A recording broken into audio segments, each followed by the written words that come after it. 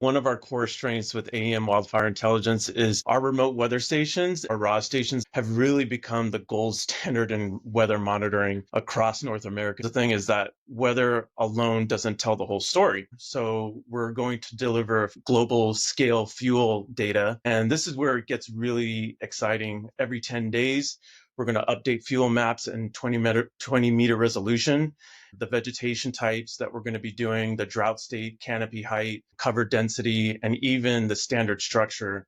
So it's going to be rich in layered data, radically improve on how agencies access fire risk, access wildfire threats,